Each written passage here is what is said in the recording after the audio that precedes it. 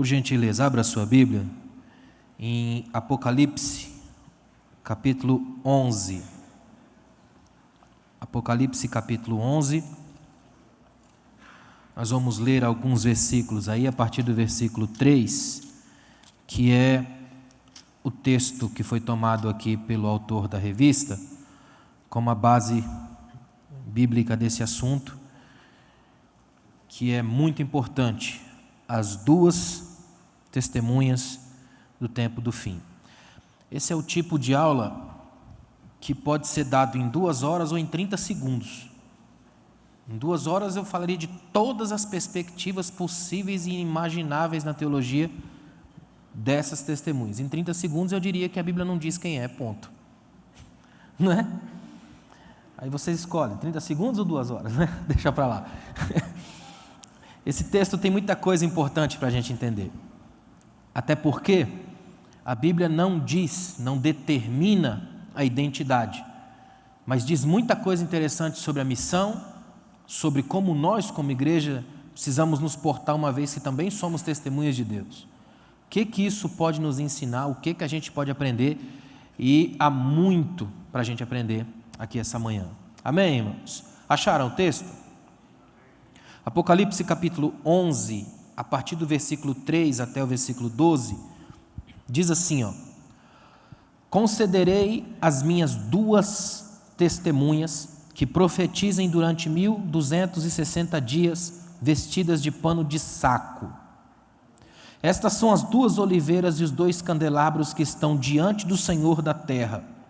Se alguém quiser lhes causar dano, de sua boca sairá fogo que devorará os seus inimigos.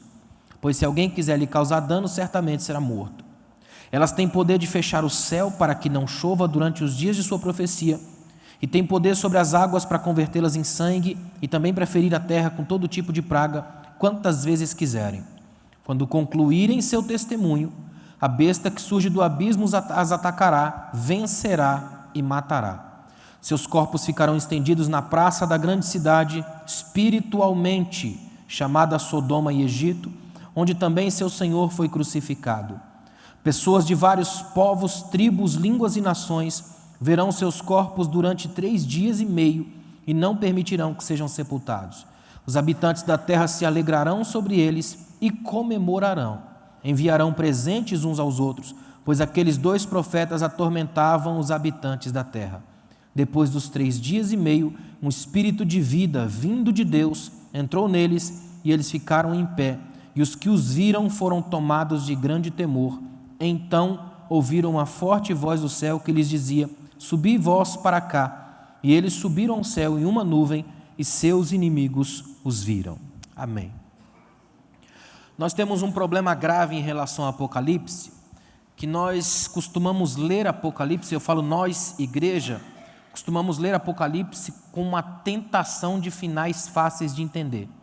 E Apocalipse não é como um livro de matemática que tem os finais, os resultados das equações na última página. Apocalipse não é um livro com final para entender, é um livro para viver. Apocalipse não é um livro para liberar medo, é um livro para esperança. E Apocalipse não é um livro de terror, é um livro de graça. Quando a gente abre a mente para esse ângulo, muda muito da nossa visão. Essas figuras que são tão controversas e tão complicadas como essas 2 testemunhas, elas aparecem quase em todas as perspectivas teológicas do que seja uma escatologia bíblica cristã. Só que dependendo da perspectiva, muda a própria forma de entender quem elas são. E nós aqui, dentro de um contexto de Assembleia de Deus, trabalhamos dentro de uma dessas perspectivas, que é uma perspectiva mais voltada para pré-tribulacionismo, pré-milenismo e toda essa construção teológica, que dá um trabalho imenso de explicar e que a gente precisaria de uma revista inteira só para isso. Então, para eu não dar um nó na cabeça de ninguém, e pior ainda, no nosso caso, como essas aulas aqui vão para a internet, e a internet tem os PhDs, gente que acha que é formada em tudo aquilo que nunca estudou, não é verdade? Então é um problema grave. Então o que eu vou fazer? Eu vou ir o mais simples que eu puder aqui, para a gente poder atingir algum conhecimento aqui essa manhã. Amém, irmãos? Pode ser assim? A primeira coisa que eu acho extremamente importante pontuar é que Deus nunca fica sem testemunho na história. Nunca. Sempre há uma palavra de Deus, sempre há algum testemunho a respeito de Deus. O problema é essa palavra testemunho. Esta palavra, dentro de um contexto bíblico, nunca é uma coisa fácil. É sempre em juízo, diante de algum tribunal, com uma causa muito grande de vida e morte para defender. Não é uma coisa simples, comum, banalizada. Outra coisa que é preciso fazer, em primeiro lugar, assim, para a gente desintoxicar a nossa visão, é entender o que é que Deus espera de um profeta. Para muita gente hoje virou um frenesi profético na igreja brasileira. Todo mundo é profeta. Fora que hoje na igreja brasileira ser profeta é ser uma espécie de mágico positivista. Eu fico positivizando o seu futuro, então estou mandando algumas profecias a granel para você. E esse não é o ministério profético bíblico. Aliás, se você pegar 10 profetas hoje e oferecer para eles o que essas testemunhas passaram, nenhum vai querer. Não é verdade?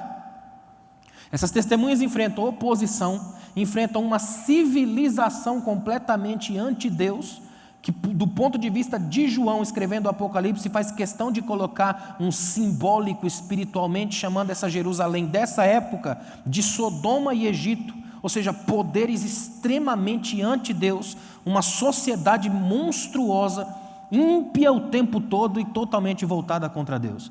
É diante dessa sociedade, nesse contexto, que essas duas testemunhas se levantam, porque para deixar bem claro para o mundo que Deus fala em qualquer contexto, em qualquer situação, em qualquer época, em qualquer tempo. A grande pergunta que surge é: por que duas testemunhas, não é? É que Deus sempre trabalha na comunhão do dois, sempre. Tudo para Deus é feito na comunhão. Quando Jesus envia discípulos, Ele envia de 2 em 2. É esse sentido da partilha da força de um para o outro. É muito interessante quando você vai estudar isso aqui, assim, apenas por conhecimento, buscar as diversas perspectivas. Aqui cabe tanta gente. Por exemplo, você pode tem livros escritos defendendo com unhas e dentes e com construções de argumentos que as duas testemunhas sejam Moisés e Elias. Outros constroem que as duas testemunhas são Enoque e Elias. Chegam alguns a dizer que são Melquisedeque e Elias, ou Melquisedeque e Moisés. São diversas perspectivas. Interessante é que a Bíblia não diz quem são, mas a gente faz questão de escrever um livro de 1000 páginas para defender a nossa posição de quem seja. Sinceramente, se João quisesse que a gente soubesse, ele botaria até a identidade dos caras aqui com RG e tudo. Não colocou. Porque o mistério bíblico não é para ser entendido, é para ser experimentado, aprendido, para daqui a gente crescer. Nós como sociedade hoje, contemporânea, atual, século 21, temos um problema grave com o mistério, porque nós somos a geração educada pela televisão, e a televisão nos educa em 30 segundos, o tempo todo. Ela vem com imagens prontas, e imagens prontas abortam o exercício da imaginação. Você não precisa, já está pronto, você senta, assiste e come tudo aquilo que é imposto, jogado na sua sala, bem no seu colo, a todo momento, no limite da visão. Nós chegamos numa sociedade que passa o tempo todo com medo do mistério, porque é uma sociedade que tem a tentação do controle. Não é à toa que o grande movimento, tecnológico que a gente mais tem na palma da mão são os nossos controles. Tudo é feito por controle. Quem aqui hoje se colocaria de pé e receberia de braços abertos ainda uma televisão com seletor para você ir lá e trocar o canal? Nós vivemos numa geração do controle remoto. Ninguém quer saber de nada que deve mais tempo do que 30 segundos. Então, nessa concepção e nessa estrutura de fast food existencial, de que tudo é rápido, de que tudo é muito forte, a gente tem medo das coisas que a gente não controla. Daí tem tanto medo dos mistérios bíblicos. Por isso que a gente quer tanto que Apocalipse dê nome a tudo e a todos. E o que mais me encanta em Apocalipse é saber que aqueles que a gente não gostaria muito de saber o nome, aí a Bíblia dá o nome de tudo quanto é monstro, demônio que aparece lá, vem com o nome besta, prostituta, tem um nome lá. Por quê? Porque toda vez que os fantasmas ganham nome, perdem parte do poder de assustar. O poder de assustar vem do inominável, da surpresa, aquilo que habita nas sombras. E na Bíblia, todos os monstros e demônios já saem das sombras. Eles são mostrados para que todo mundo saiba que não é o Deus que está trabalhando o medo em nós. É o amor divino arrancando de nós o medo, para a gente perceber a certeza que é estar vivendo e servindo a Deus na vida. Essa é a nossa esperança. Então, conhecimente, É importante a gente entender algumas coisas que eu gostaria de pontuar nesse texto, que eu acho que são muito interessantes, olhando para o texto em si. Uma coisa que é importante você olhar, eu gostaria até que se você puder manter a sua Bíblia aberta aí, porque eu vou fazer um mergulho mais ou menos no texto junto com a revista aí. Logo no versículo 3, Apocalipse 11, no versículo 3, Deus diz uma coisa interessante. Diz que eles vão profetizar 1260 e poucos dias, o quê? 3 anos e meio, né? E é interessante que ele faz questão de frisar, e isso que é importante notar, a linguagem de João.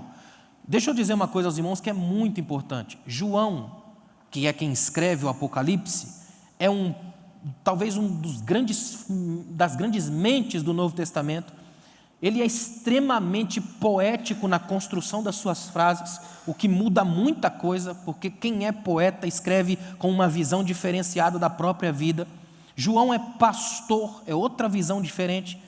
Eugene Peterson diz que qualquer homem que quiser de fato entender o Apocalipse precisa passar um tempo no ministério pastoral. É verdade, João é pastor, e como pastor, a última coisa que um pastor faz é assustar suas ovelhas. Não é essa a ideia de João. Outra coisa que é muito interessante, João na sua fraseologia, na construção da linguagem, ele não faz questão de, por exemplo, de escrever assim, olha, eles profetizaram durante certo tempo, como é as conversas de Daniel. Ele profetiza dentro de uma lógica de dias, 1200 e tantos dias.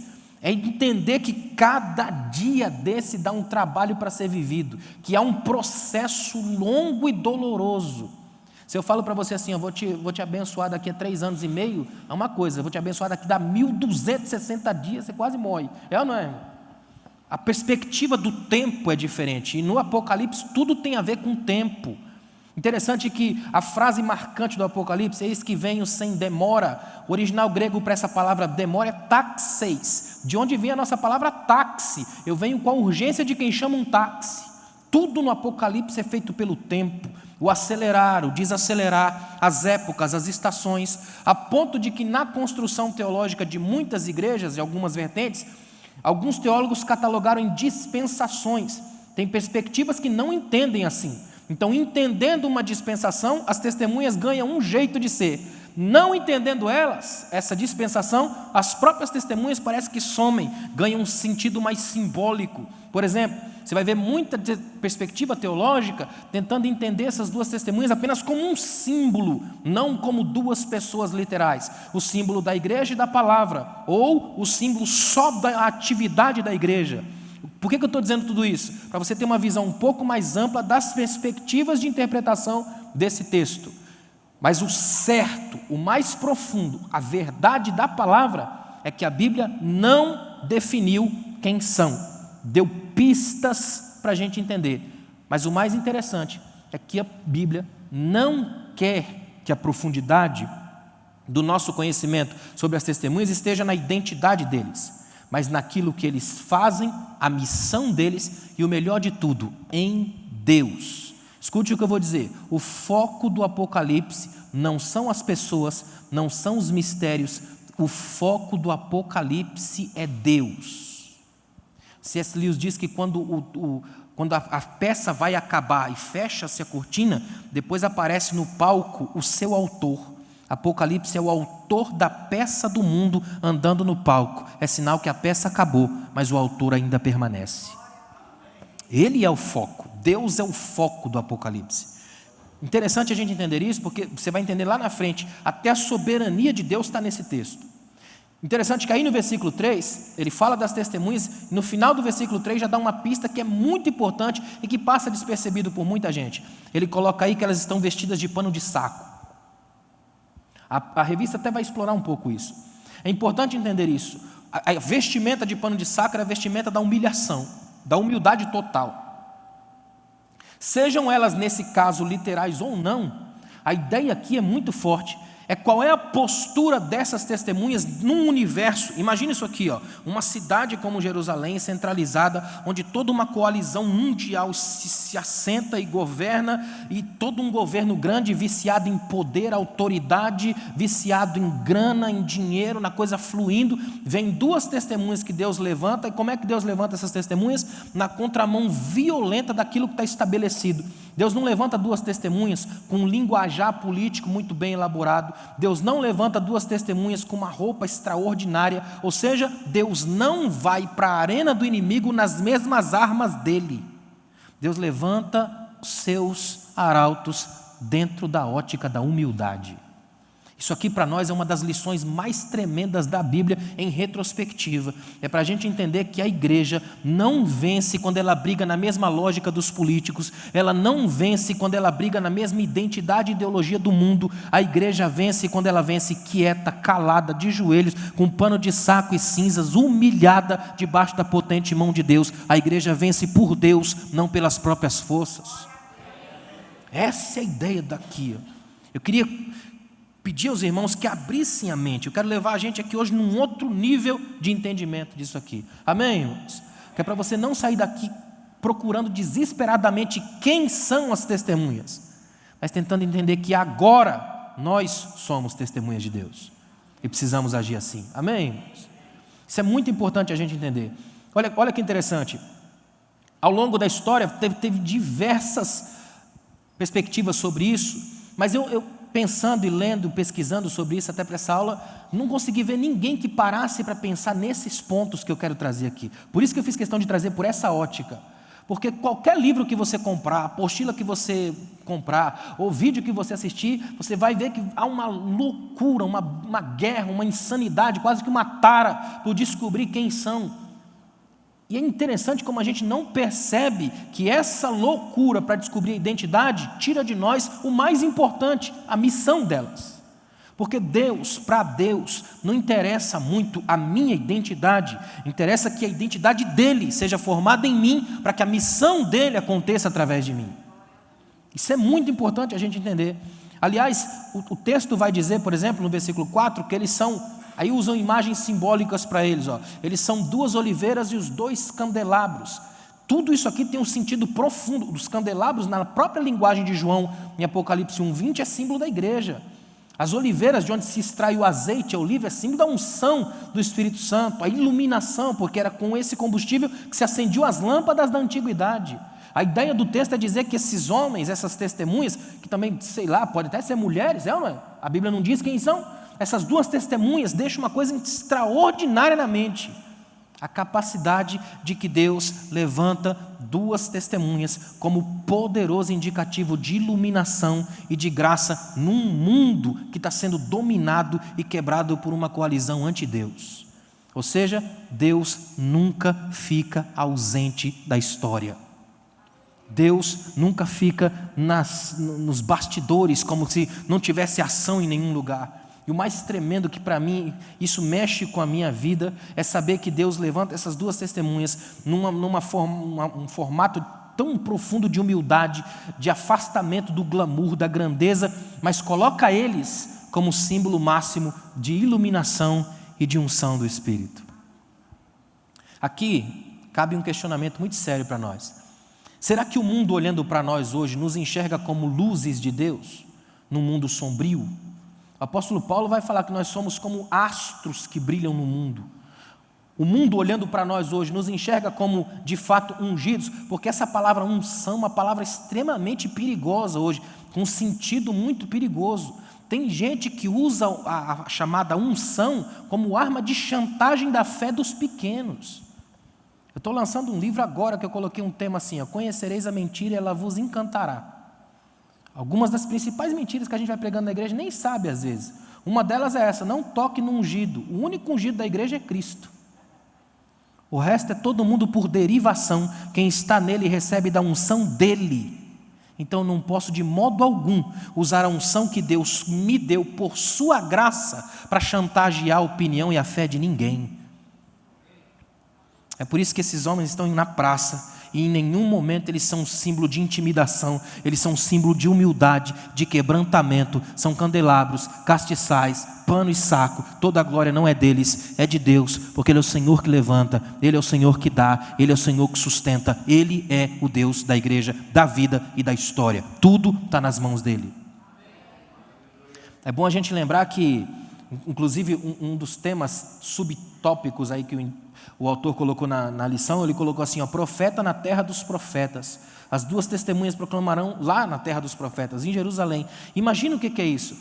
Se você parar para pensar do ponto de vista israelense, judaico, imagina um judeu observando profetas na terra dos profetas.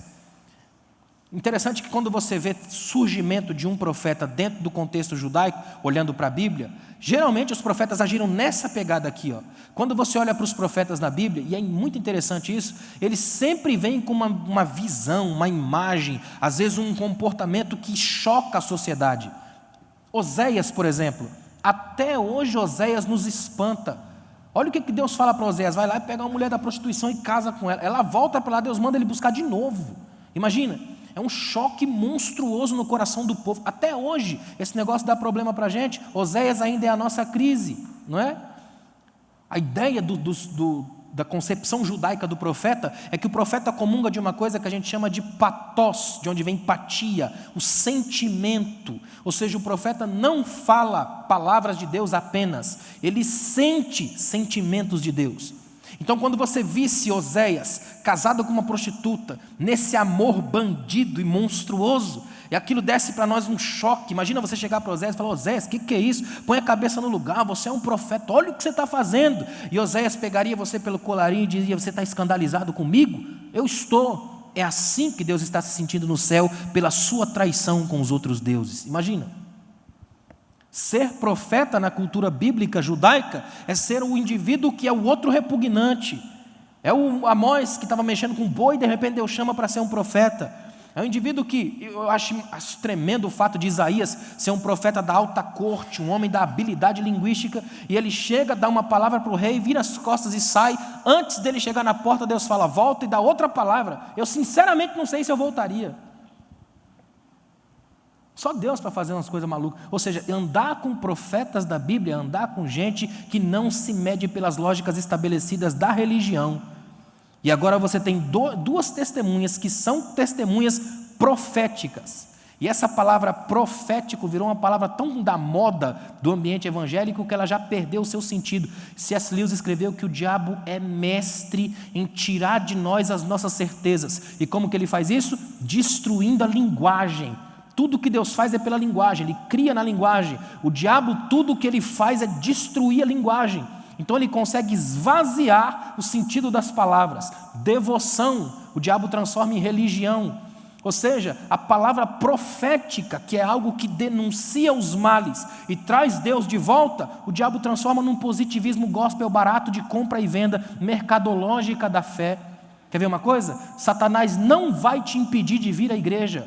Só que ele vai fazer você vir tantas vezes sem o menor sentido, que isso aqui vai se transformar apenas num baile de máscaras, numa religião de faz de conta. O diabo não vai impedir você de abraçar os irmãos, ele vai fazer você abraçar tão forte até matar sufocado. O diabo não vai impedir você de dar glória a Deus, vai fazer isso se transformar numa mágica religiosa da boca, sem que o coração esteja envolvido nela. O diabo é mestre em roubar de nós a certeza da mente.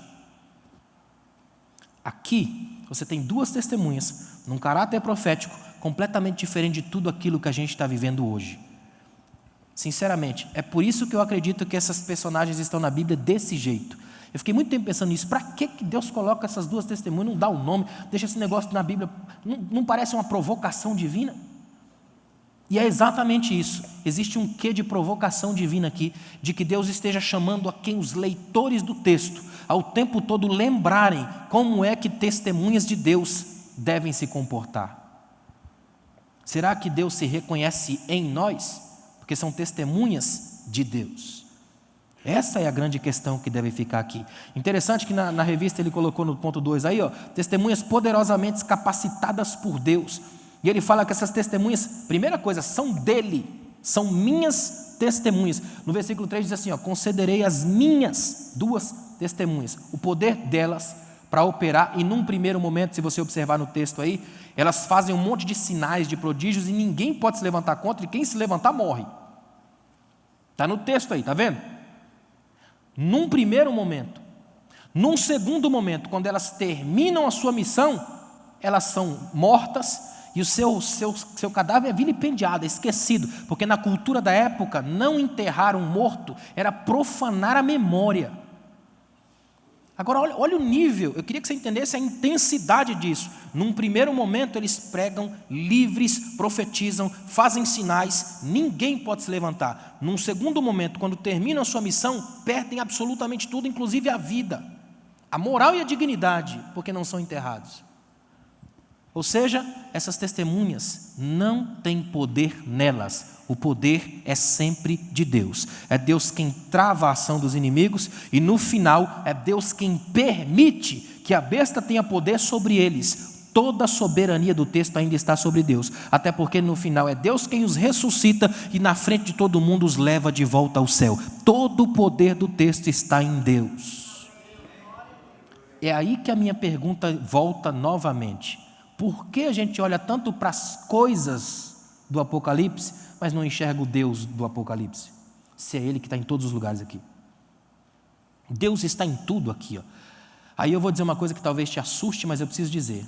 A gente olha tanto para as coisas e tão pouco para Deus, porque muitas das vezes nós nos tornamos uma igreja sem Deus. Porque Deus assusta a gente. É complicado você chegar na igreja e dizer que é Deus quem manda. Se é Deus quem manda, significa que eu não tenho qualquer capacidade aqui de mandar em algo ou em alguém. Então, acreditar piamente nessa verdade desmonta meu desejo de mandar. De entender que ninguém aqui é meu funcionário, é que somos irmãos. Imagina, está dando para entender como esse negócio aqui mexe com a gente profundamente? E olha que interessante, ele fala aqui sobre a manifestação do poder de Deus, aí na sua revista, aí, ele coloca sobre as obras maravilhosas, os frutos incomparáveis que aparecem nesse texto. Por exemplo, libertação de cativeiro, as coisas que Deus fez, poderes que Deus operou. Libertação de cativeiro, como apareceu no Egito, está na sua revista aí.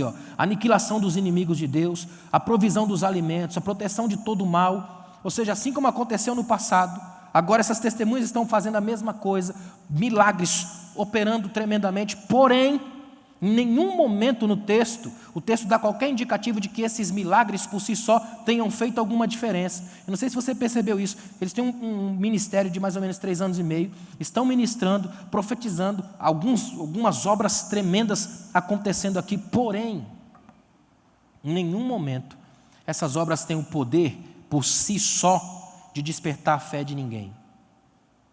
Aliás, no final da missão deles, o que é que vai acontecer no final da missão deles?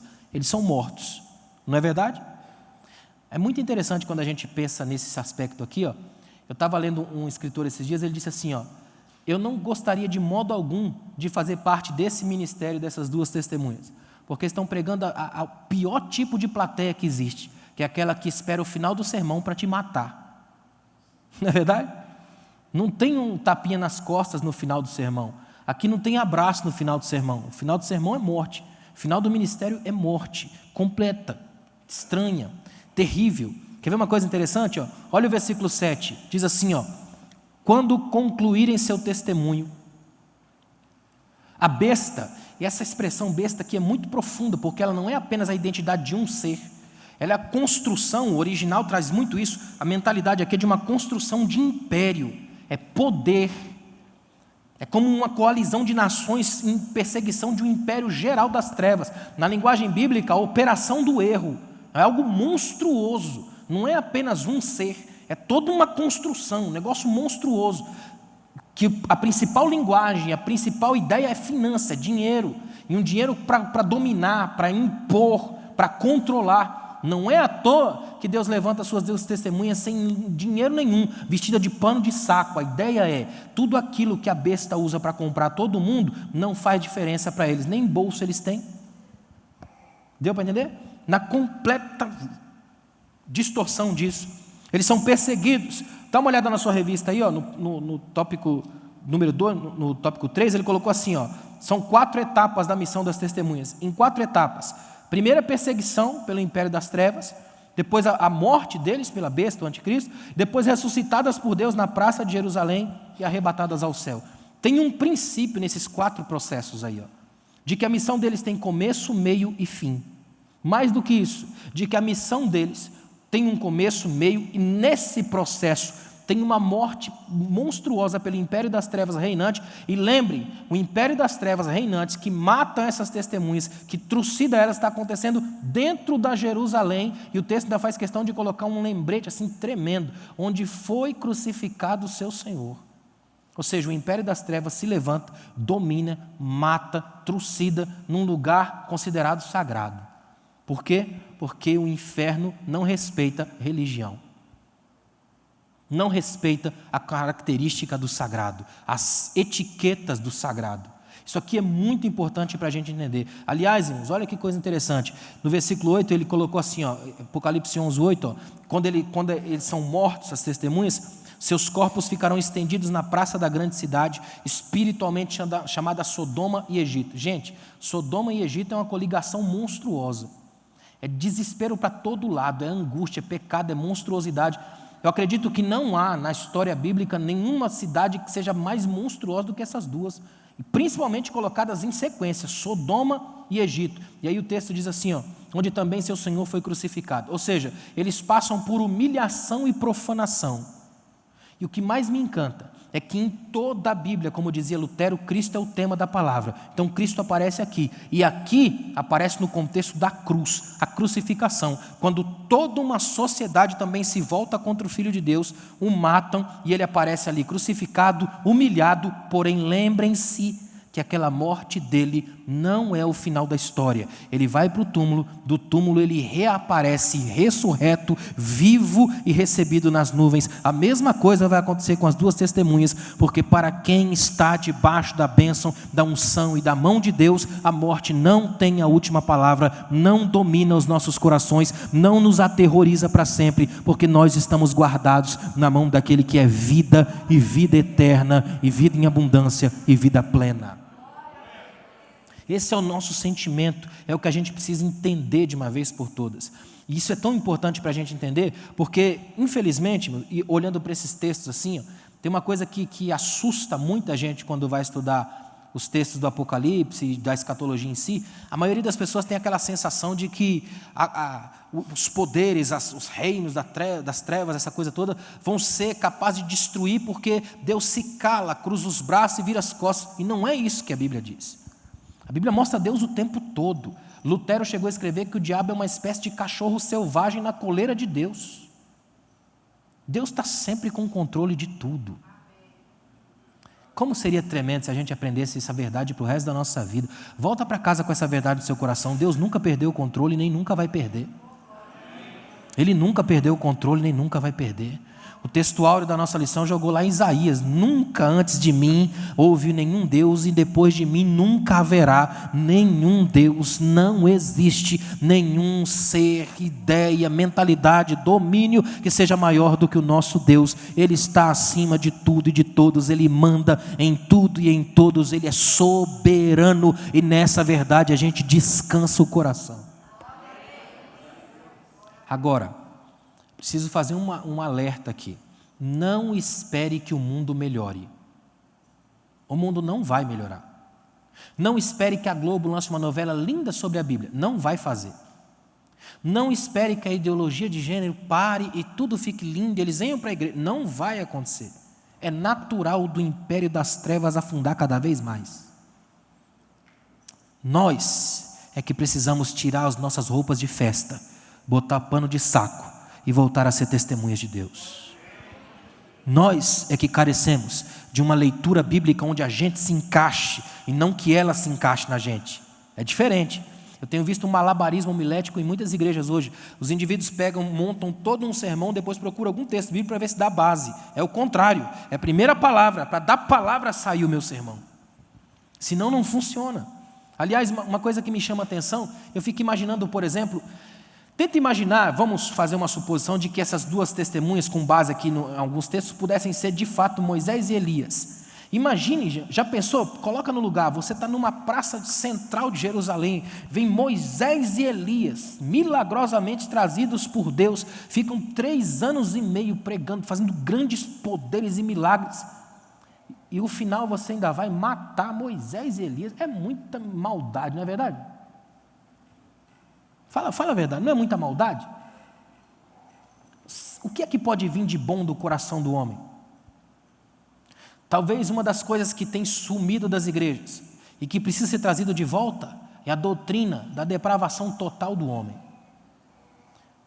Muita gente esquece essa doutrina porque essa doutrina nos leva imediatamente para a ira de Deus, que é outro tema que sumiu das igrejas.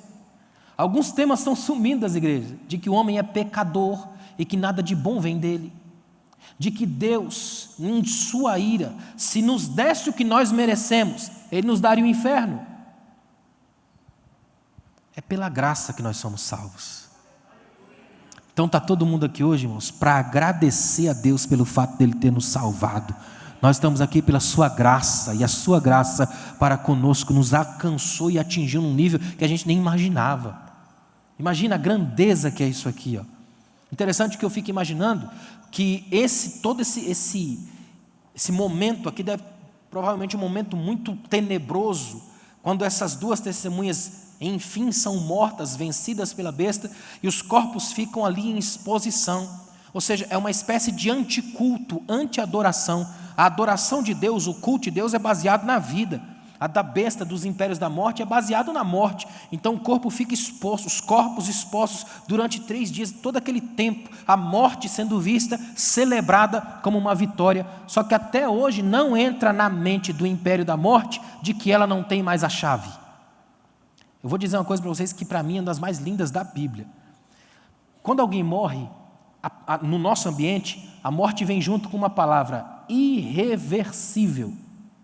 Se a gente está aqui hoje, recebe a notícia de que algum irmão, Deus me livre aí, algum irmão morreu, pelo menos uma certeza a gente tem: nunca mais esse irmão vem no culto, é ou não é? A não ser que você creia numa outra teologia que eu acho que você não crê, mas o irmão não aparece mais aqui, é irreversível. Essa é a palavra da morte. Presta atenção, já não era para a gente estar acostumado com morte? Porque desde o dia que você nasceu, você ouve falar disso. Quantos velórios você já foi na vida? Mas a gente não acostuma, irmão. Você já pensou se a morte ligasse na sua casa e falasse assim: ó, semana que vem vou passar por aí e pegar alguém? Imagina.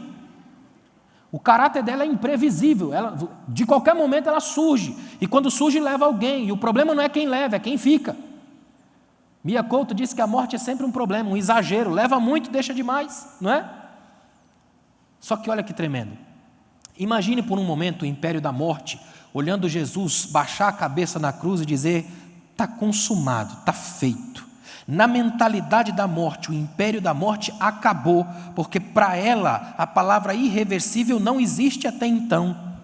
Só que aí passam 3 dias. E depois o que acontece na morte? Olha para mim, imagina que você está em casa e recebe a notícia de que alguém que você conhece muito morreu. Não dá aquela sensação ruim na gente? A gente fica com aquela coisa estranha, um peso no peito, vem um monte de frase feita: para morrer basta estar vivo, o Senhor levou, que frase linda que eu não quero para mim, é ou não é?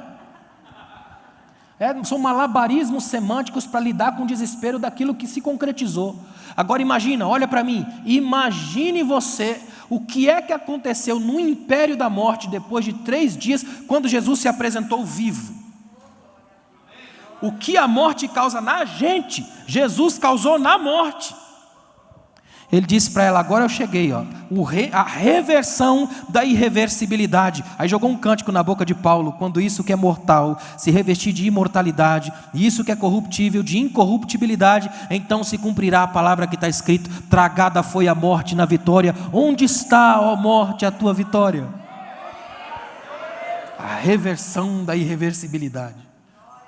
A mesma coisa acontece mais ou menos aqui, ó. Quando a morte está no império da festa, na celebração. Se tem uma coisa estranha é fazer celebração na morte. Eles transformaram o velório num carnaval. É a mesma coisa que vai acontecer agora na próxima semana. Carnaval nada mais é do que um velório coletivo.